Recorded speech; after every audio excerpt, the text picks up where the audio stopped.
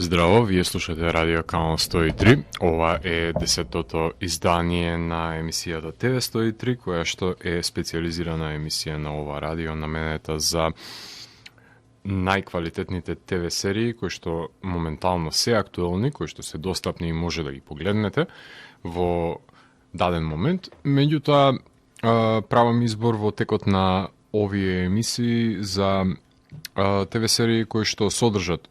одредена спецификација, одредени квалитети кои сметам дека ги надминуваат останатите, односно имаат некоја си исклучителност по која што се издвојуваат од огромниот број на ТВ серии кои што се пласирани на најразличните национални телевизии, кабелски телевизии и во поново време стриминг сервисите, од каде што ни доаѓа и серијата за која што ќе ви говорам во текот на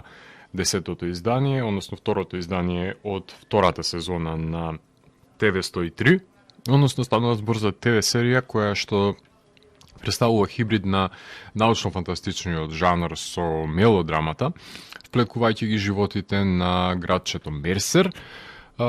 кои се на жителите пред се, кои се соочуваат со надприродни феномени, кои ќе им ги променат животите. Тестирани се нивните морални вредности, присилени се да донесат одлуки на своја и на туѓа штета и насреде нивната екзистенцијална криза мораат да се запрашаат себе си пред се кои им се приоритетите во животот, за да може да излезат од повторливиот круг на пропаста во кој што постојано се заглавени.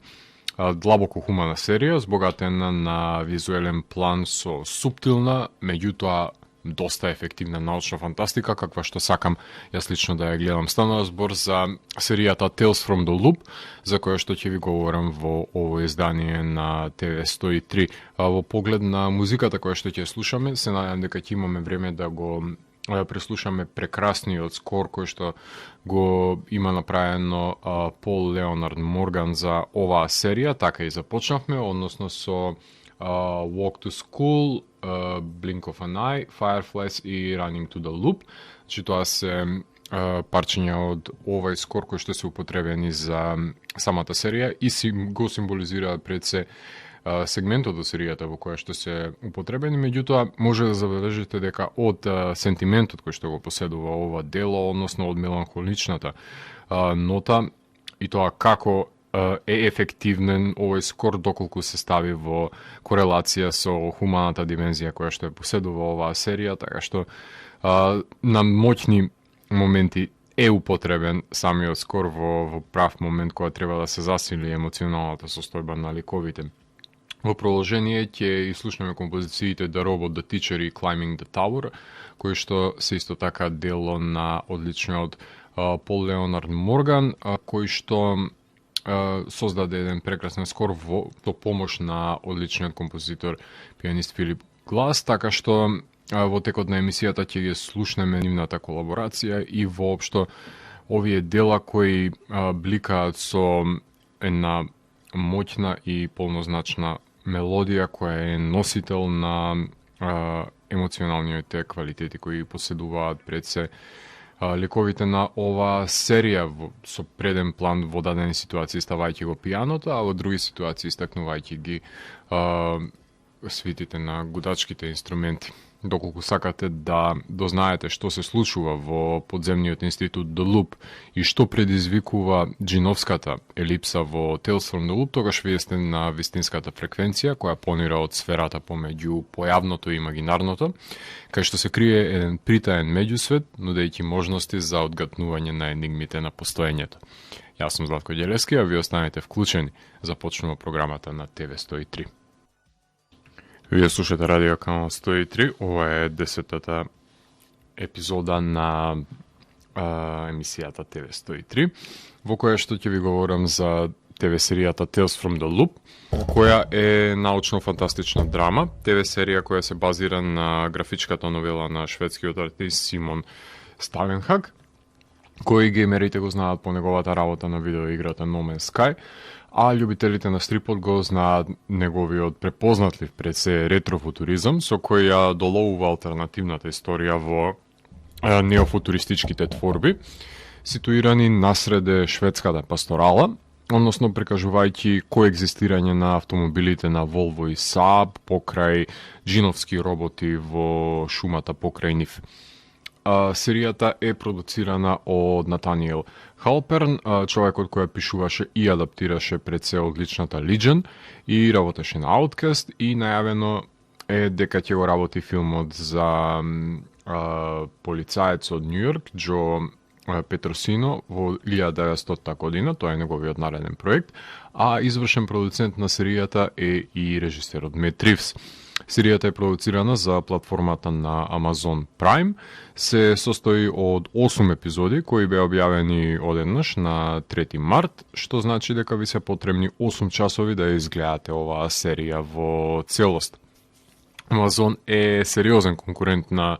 Netflix и Hulu на рамниш на продуцирање на оригинални ТВ серии, затоа што изминатите 2 години ги создадоа Too Old to Die Young, The Boys, Carnival Row, Hunters, престојната адаптација е во најава на Utopia, потоа Upload, The Marvelous Mrs. Maisel, Лорена и многу други, а копродуценти се на Good Omens и 000, купувајќи ја и 4-тата сезона на The Expanse и работејќи ја долго најавуваната Лотар, односно Lord of the Rings.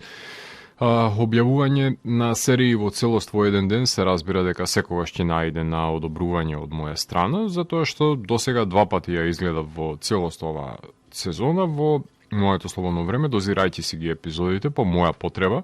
независејќи од термини за нивно неделно објавување, како што тоа знаат да го практикуваат кабелските или националните телевизии, така што потполно ми одговара овој принцип на целосно сервирање на послужавник серијата во еден ден. Серијата е ситуирана во градчето Мерсер во Охајо, под кој што се наоѓа истражувачкиот центар The Loop за експериментална физика, кај што се вршат најразлични експерименти за поместување на границите на појавното, правејќи го невозможното возможно. Со нивните расфрлени објекти од експериментите во надземјето, насреде полиња и крајбрежјето, кои се наоѓаат, кои ги пред се во допир и ги откриваат жителите, на кои комплетно им ги менуваат животите, штом дојдат во нивен посед. Имено кон крајот на 40-тите години откриена е една джиновска сфера во подземјето, која е именувано како Еклипса, не знаеме од каде и зошто таа се појавила таму, барем немаме никакви податоци за тоа во серијата, што е своевидна срцевина на универзумот, која на некој начин влијае врз животите на жителите, ги коригира, за да излезат од нивниот луп, односно од тавтолошкото репетитивното повторување на нивниот живот, во кое што тие се заглавени, не можејќи да го скршат тој магичен круг за да бидат спокојни и среќни. Уште во ведната сцена нараторот потенцира дека животите на ликовите ќе бидат меѓусебно поврзани во еден нераскинлив наниз и ќе влијаат со нивните одлуки еден врз друг. Тоа значи дека на гледачот му ја препушта должноста да го состави овој мозаик на интерферирачки судбини со гледањето на речиси антолошка серија, односно омнибусот на составен од ликовите кои се закотвени во Мерсер. Меѓутоа, серијата не се обидува да ги објасни сите своји енигми, одредени ликови исчезнуваат и се појавуваат, например, по одреден временски период и други чудесни предмети со невообичаени својства, например, не се доволно објаснети од каде и како ги добиваат овие моќи, и премолчени остануваат голем број на мистерии кои ги иницирала оваа джиновска сфера, таа семоќна шишарка која создава црни дупки, односно силни гравитациони полиња кои што се појавуваат одеднаш и тоа насекаде. Тука доаѓа колизијата на двете најдоминантни жанровски концепции. Од една страна е мелодрамата, со која се истакнува хуманата димензија на трагичните човечки животи во премрежјето на судбините, а одлично воспоставениот амалгам се реализира со помош на научната фантастика, која е се присутна во серијата, која постојано се наоѓа на маргините, во позадините,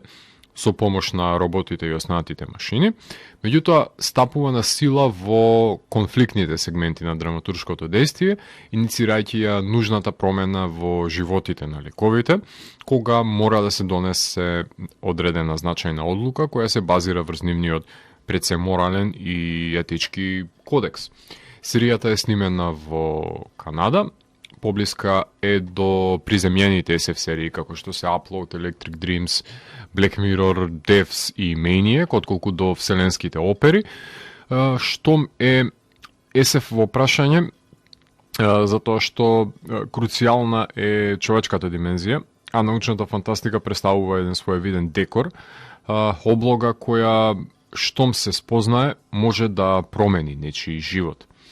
Забележуваме ликови со психофизички повреди на телата и на душите, скршени поради своите непремостливи мината, така што првата епизода го тематизира исчезнувањето на мајката и пронаоѓањето на девојчето Лорета од минатото во иднината, само за да ја иницира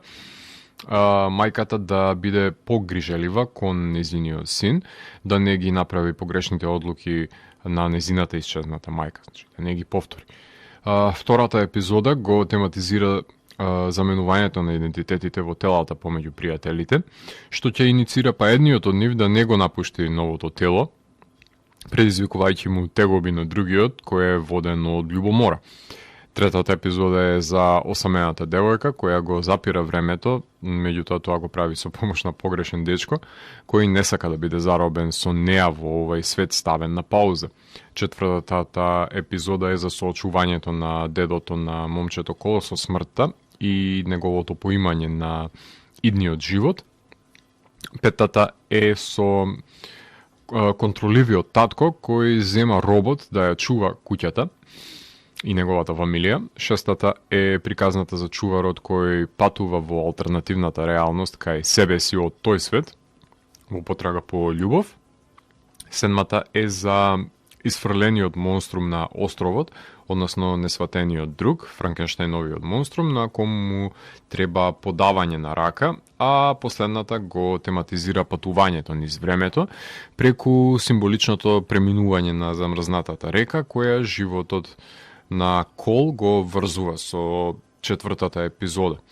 За разлика од Stranger Things, оваа серија насилно не удира по глава со носталгијата, иако е слична со неа баш поради тоа што допира до млади момци и девојки и откривање на природни феномени во мало градче со институт за истражување, значи тоа се круцијални елементи кои се преклопуваат.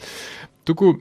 суптилно е поставена во позадината на ретрофутуризмот, со кој минатото и иднината наоѓаат начин како да кохабитираат еден покрај друг. Уште еднаш ќе потенцирам дека хуманата димензија го зазема пиедесталот во оваа серија, дали станува збор за грижата на родителите за нивното дете, за неостварената љубов, за соочувањето со староста и со смртта, за тагата, за каењето, за самотијата, исчезнувањето на саканите од животот и нивно повторно неочекувано појавување,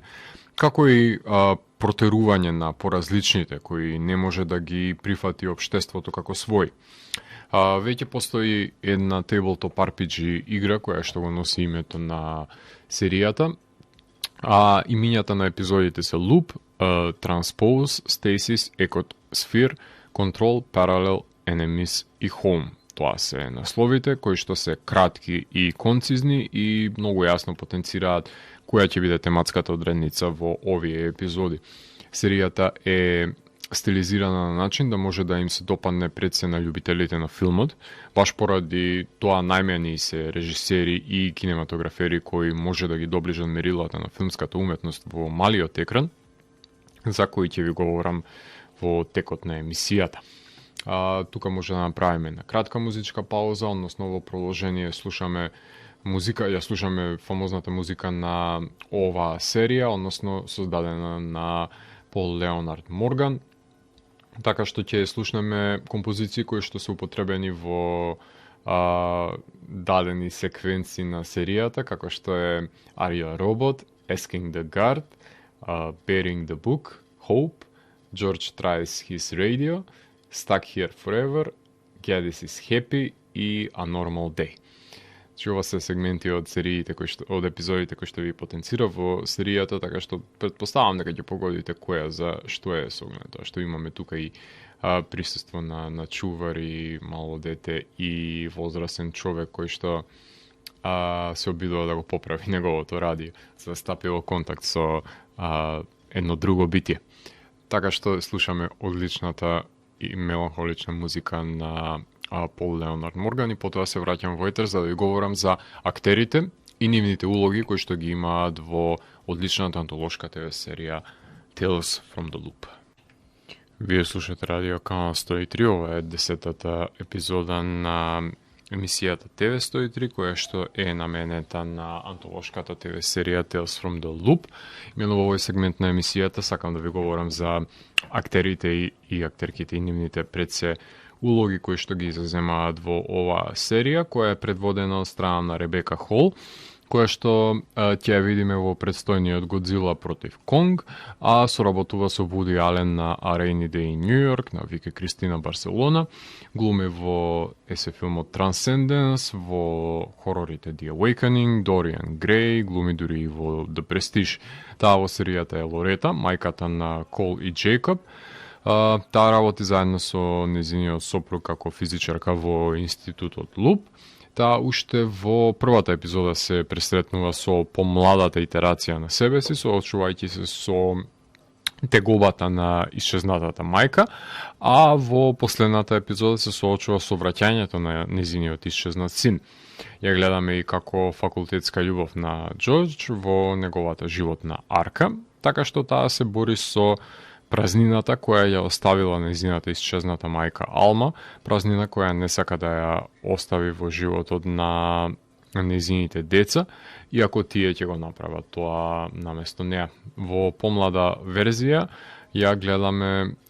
преку перформансот на Еви Рајдер Фордсон, односно девојката која ја знаете од Ant-Man and the Wasp. Потоа во серијата глуми додека сме на фамилијата на Лорета и да не заборавам да ги напоменам Джонатан Прайс, односно актерот кој што глуми во The Two Popes, The Man Who Killed Don Quixote, односно самиот Дон Кихот, The Wife, Табу, потоа глуми во Game of Thrones, во Стигмата, Евита, во Гленгери Гленрос, во Бразил, во Something Wicked This Way Comes. Значи ова е еден актерски великан. Тој го глуми Рас, односно основачот на институтот Луп. Тој е таткото на Џорџ и пред се сопругот на Клара, односно дедо на Кол и Джейкоб. Неговата епизода е за стареењето, односно за неговото соочување со смртта и пред се последниот авантуристички ден поминат со неговото внуче. Тој е запознаен со сите надприродни избиднувања, но е ригиден во нивното објаснување, иако знае да се појави во останатите епизоди, баш епизодно, кога ќе како епизодист, кога ќе настане метафизичката промена. И тоа е тука, го подсетува гледачот дека е екзистентен и дека она насмевка од самата епизода од внатре на надворе тоа, заради тоа што овој лик е доволно енигматичен што не може да го процениме што точно тој знае што точно сака да сподели со нас. Даниел Золгарди го знаеме по неговите улоги во Low Tide, во Фаренхајт 451, односно во последната филмска адаптација на оваа прекрасна книга. Потоа глумеше во Ready Player One и во 8th Grade. Него го знаеме во серијата како Джейкоб, постариот син на Лорета и Џорџ, кој го заменува неговиот идентитет во телото на Дени, неговиот пријател, и кој нема да сака да го врати да се врати во своето тело и ќе заврши Џорџ во коматозна состојба и евентуално ќе премине душата негова во робот, кој што е на распаѓање пред се. Джейкоб, за разлика од неговиот пријател Дени, има добри оценки, но сака да биде сликар, да не го запостави неговиот талент, а не да работи во институтот. покрај него во серијата глуми и Данкан Джойнер, кој што го знаеме од 30 Nights, од Amazing Stories и од Waco. Тој е младиот Кол, најмладиот син на Лорета и Џорџ, кој има клучна улога во две епизоди. Едната е во умирањето на неговиот дедо, кај што гледаме 7 итерации на неговиот иден живот, со однос на тоа колку одекнува неговото ехо во сферата на одеци, вклучувајќи го и последниот кадар од таа ехосфера кој што е важен за самата серија, но и во последната епизода кај што патува низ времето со преминот преку замрзнатата река, каде што времето оди екстензивно напред, а тој останува на годините на кои што ја преминал самата река, додека останатите жители во малото место остареле. Пол Шнајдер, кој што глумеше во ТВ серијата Channel Zero и во филмовите The Daughter, Cafe Society, глумеше во одличната The Newsroom, меѓутоа и во одличен филм Lars and the Real Girl. Тој во оваа серија го глуми Џорџ, односно таткото на Джейкоб и Кол, сопругот на Лорета и синот на Рас, кој во неговата оригин приказна го запознаваме како младо момче кое завршува на островот како што се наоѓа железниот монструм, кој е создаден од страна на неговиот татко, првиот прототип на андроидите, кој што ја губи раката за да му ја подари сайбер екстремитетот на роботот самиот Џорџ. Така што ова негова средба е со втората креација, фактички, која што има него направен Рас, меѓутоа подоцна ќе соврши неговата техника за создавање на андроиди, во кој што ќе може да забележиме еден кој се наоѓа во училиштето и е прифатен од луѓето со доверба да ги чува децата. Во поглед на младиот Џорџ го глуми MJ Ентони, кој што го знаеме од одличниот хорор Крампус. Потоа да не ја заборавиме уште од ова семејство Клара, која што ја глуми Джейн Александер, која е исто така една ветеранка на актерската игра, уште од Крамер против Крамер, таа глуми во The Unborn, глуми во The Ring, таа е жената на Рас и мајката на Џорџ во оваа серија, која што е порезигнирана за разлика од останатите ликови и забележува можеби работи кои што не треба да ги види, меѓутоа ги поима како такви какви што се. Едно од тие случаи е гледањето на човекот кој што се наоѓал на трите врови на самиот институт. Тайлер Бернард, кој што го знаеме од ТВ серијата 13 Reasons Why, го глуми Дени Дженсон, кој што е пријателот на Джейкоб, кој ќе го замени неговото тело со него, но нема да сака да се врати во своето, затоа што нема просперитет за разлика од неговиот пријател, има слаби оценки на училиште и ќе треба да работи како рудар во институтот. Затоа станува во телото на Джейкоб и заминува во големиот град да работи за повисока функција на институтот, за да менува делови на уредите кои што ги има. Така што е доста превртлив Дени, кој едноставно повеќе му се допаѓа туѓото тело од собственото. Ато Асандох го глуми во оваа серија Гедис, односно него го знаеме од Altered Carbon, од X-Men Dark Phoenix, од Vinyl и од Django Unchained. Тој е геј чуварот во институтот, кој патува во друга димензија со помош на вселенскиот комбайн, кај што се наоѓа себе си кој во тој алтернативен универзум кој што живее итерацијата негова со шпанскиот љубовник, со кој се изневерува буквално себе си, наместо да собере храброст и да му се пушти на дечкото со кој има исти интереси како што е птичарството. Кристиан Парк е Кристин Парк, се извинувам, всушност е актерка која што ја знаеме од Upload и од Charmed. Таа ја глуми Стейси, мајката на Меј, која што е презаштитнички настроена во поглед на дечкото со кој што е интимна ќерката, а и самата крие една тајна од неја која ја прави среќна, бидејќи во домот е самотна и мизерна, а низината ќерка Меј ја глуми Никол Ло, која што ја знаеме од 12 Monkeys, девојка која го запира времето со помош на бразлетната, меѓутоа заглавува со погрешен дечко и ја открива тајната на незината презаштитничка мајка Стејси. Покрај овие актерки во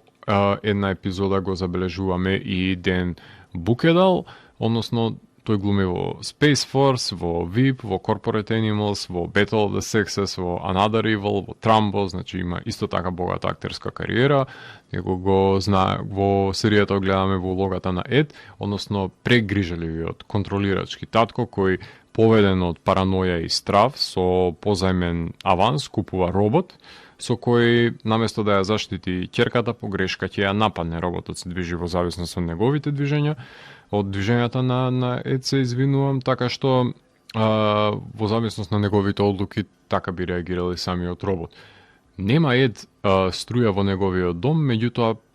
приоритет му е да окупи роботот со кој што не само што ќе нападне по грешка неговата ќерка мислејќи дека е натравен, туку и ја плаши околината околу него, така што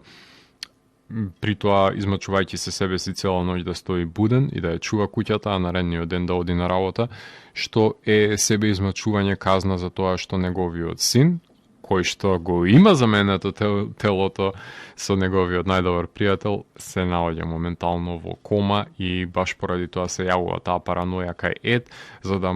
го заштити семејството од дополнителни натрапници кои што може да им го одземат животот, како што ќе стане збор со неговиот син без да ја дознае нели вистината. Во поглед на сопругата на Ед, односно Кейт, ја глуми Лорен Уидман, која што ја знаеме од Horse Girl, од Arrested Development, од серијата Камински метод и глуми во Date Night, таа е сопругата на Ед, како што напоменав, на која буквално и пука филмот од ирационалното однесување на сопругот и си заминува со ќерката додека не се вразуми тој, таа нема намера да стапне назад во домот. И уште да ја напоменам Стефани Естес, односно актерката која што глуми во Legion, In Full Bloom, во Say Yes, во The Bunnyman Massacre, The Undying и Revenants, односно незината кариера ја почнува во хорор филмовите. Таа ја глуми учителката Сара, односно вториот андроид кој што го има направено раз, како што ви напоменав, првиот андроид се наоѓа на островот и е неговиот прототип. Ова е каде совршена верзија на андроидот кој што наликува на луѓето. Меѓутоа, за разлика од првиот, полесно го прифаќаат тој Uncanny Valley кој што го поседува, за разлика од монструмот кој што другиот кој што е испрлен од цивилизацијата, за негово добро да биде заштитен конкретно од луѓето на овој пуст остров. Така што ова е приказон на ликовите кои што може да ги сретнете во омнибусот наречен Tales from the Loop, и еден од нив има доста редуциран, например, диалог, таткото на Меј, ако не се лажам, кој што потенцира дека нештата кои не се вечни се посебни, баш поради тоа што имаат рок на траење. Сега, да се вечни, ќе им досадат на луѓето и ќе бидат банализирани и тривиализирани. Истото важи и за исклучителните ствари, кои баш поради тоа што се единствени, се вредни. Односно, применето тоа на филмската уметност би гласило да беше секој филм добар, немаше да постојат добри филмови. Тоа ќе беше стандардот и сите ќе беа неисклучителни. Баш поради тоа треба да се земе предвид кога ќе побарате некој добар филм, како тој што сте го погледнали, понесени сте од емоциите и сакате да погледнете уште еден добар филм како него, меѓутоа ненаситни сте од гледање само на добри и препорачани дела и тоа ги обезвреднува буквално заради тоа што ако сите се такви филмови, тоаш каде би постоеле тие врвни творби кои што сите треба да се угледуваме на нив. Тука може да направиме една кратка музичка пауза, во продолжение слушаме соработката помеѓу Пол Леонард Морган и Филип Глас, односно композиции кои што се наоѓаат на ТВ серијата Tales from the Loop. Овде вака ќе бидат покриени, колку што можам да забележам, сегментот на дедото, односно на основачот на The Loop, потоа гледам композиции дека се во оптек на Гедис, односно на патувачот низ времето, во алтернативната реалност, и ќе слушнеме композиции кои што беа и од дед презаштитничкиот татко. Значи, слушаме Grandpa's Gone, May's Frozen Life, The Fight, Last Forever, Geddy's Theme, Life of May, Approaching the Loop и It Pulls It Together. Потоа се враќам во етер да ви говорам за одредени спецификации кои што ги поседува серијата Tales from the Loop. Уживајте. Вие слушате Радио Канал 103, ова е 10-тото издание на емисијата ТВ 103, специализирана емисија која што се емитува на оваа радиостаница со цел да ги промовира квалитетите на актуелните ТВ серии, а една од нив е и Tales from the Loop, една од најквалитетните научно-фантастични мелодрами кои што може да ги погледнете во текот на годината. Во овој сегмент на емисијата сакам да ви ги споделам моите согледби за одредени спецификации кои што и поседува оваа серија, односно серија која што има најава која што е доста суптилна, проследена со пијано и бела позадина и пад на буквите кои што го образуваат насловот, значи ништо комплицирано, ништо збогатено со некоја си символична монтажа, туку едноставно со суптилен минималистички потфат, како што е и самиот звук, како што е и самата непретенциозност на серијата,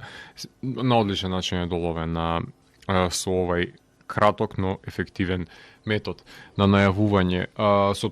оглед на тоа што станува збор за антолошка серија и не може да се извадат сегменти, ќе треба да се пренатрупа најавата само за да не се постигне на крајот на денот ништо. Така што ова е добар начин за решавање на постоечкиот проблем. Поглед на режисерите ги има 8 мина.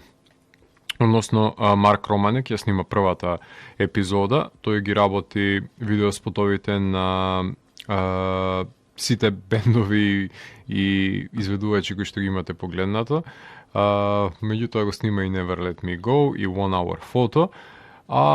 ги работи сподовите од Perfect Drug на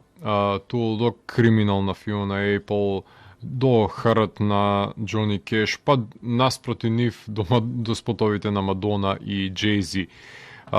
Потоа режира епизода и со Юнг Хим, која што е режисерката на Love Song.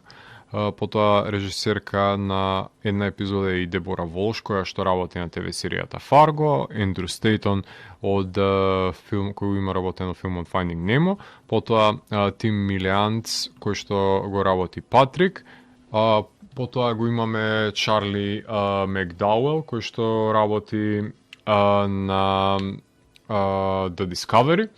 Ty West, кој што е режисерот на The Sacrament, потоа The Innkeepers, The House of the Devil и на крај имаме Джоди Фостер од филмот Money Monster, односно таа е актерката која што стана режисерка, која што покрај Money Monster го сними The Beaver и Архангел епизодата на Black Mirror, како и епизодата Tales from the Dark Side, и работеше и на епизода на Стивен Кинговиот Golden Tales, со кој што почна пред се да режира. Со различен сензибилитет вметнуваат најразличните режисери и режисерки во толкувањето пред се на научно-фантастичниот фазон во нивен манир, како на нив нели најдобро им соодветствува. Некој го допира со хорор жанрот, како што е одличниот Тајвест, од друга страна па некој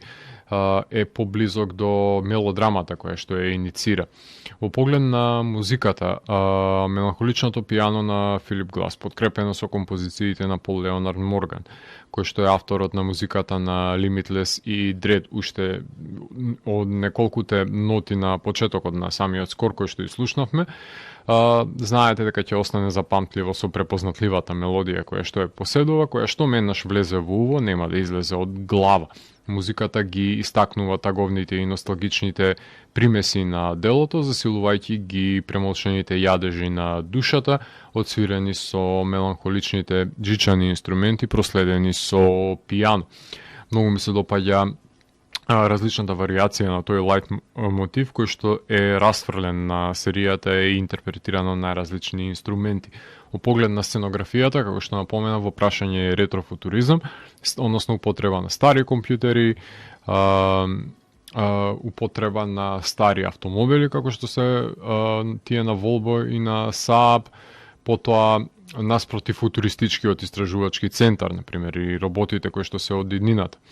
Така што се создава една дистопија на спој на старо и ново, најчесто снимена во екстериер насреде полињата и шумите, а во научно-фантастичниот интериер е оставен во институтот околу еклипсата. Во поглед на фотографијата и кадрирањето, ајде да започнеме од прекрасната прва снежна епизода, која е кадрирана од доживотниот асистент на Свен Никвист, односно тоа е кинематограферот на големиот Бергман, Джеф Кроненвет, човекот кој што е задолжен за прочистената визуализација на Финчер во неговите остварувања, му припадна честа да го примени сето знаење кое го научил од Бергман и Тарковски на дело во Снежниот пилот, кадрирајќи прекрасни широки планови, играјќи си со сенките и светлото во затемнетите простори. Останатите го следат во чекор, доловувајќи впечатливи широки планови кај што се наоѓаат уредите на институтот расфрлени на среде полињата и шумите, пригушувајќи ги пред се боите во самите интериери, заживувајќи ги во екстериерите. Во поглед на монтажата имаме 5 монтажери кои треба да соработуваат за да се изгради муралот на преплетените животи. Меѓутоа секој треба да создаде епизода во која нема да биде злоупотребено вниманието на гледачот, туку ќе му понуди еден комплетен едночасовен филм кој што ќе биде функционален и за себе, меѓутоа и ќе биде во корелација со останатите епизоди на оваа серија. Во поглед на костимографијата, на моменти може да се рече дека серијата би се одвивала во 80-тите или во 90-тите, но навраќањата во минатото се и од 50-тите години на минатиот век, така што има одбележја на костумите во различна ера која што се доловува во поглед на надприродното, него го има во изобилие, од појавувањето пред се на подземната сфера, испарувањето на куќата, летечкиот камен, преминот на душата во телото на роботот, патувањето низ времето и димензиите и нивното запирање и одминување се само неколку од аспектите со кои што се потенцира дека преполна е серијата со уреди кои што ги кршат принципите на просторот и времето и си поигруваат со овие научно-фантастични тропи, а во поглед на присуството на хуморот имаме многу малку комични елементи, затоа што се задржува сериозниот тон од почетокот до крајот, можеби помеѓу дедото и внукот или па младиот пар, а еротиката ја забележуваме само во скаменетата мајка која што го изневерува нејзиниот сопруг. Во поглед на ефектите има визуелните исто така се во изобилие, меѓутоа не се нападни, не пукаат ласери, нема експлозии, туку се анимирани роботите, например, во шумите, и прикажани се невообичаени джиновски објекти кои што се составен дел и од самата графичка новела, како и еклипсата, или пак испарувањето на куќата може да се напомене како еден од воведните визуелни ефекти, но тие не се, како што уште наш потенцирав, не се брзи, не се напани, туку се спори и како и самата атмосфера се одвестуваат. Единствено има една пресметка на роботи и тоа е баш позадинска, не доволно прикажана, зацкриена, што така и треба, и конкретно тоа е во епизодата која што е режира Джоди Фостер.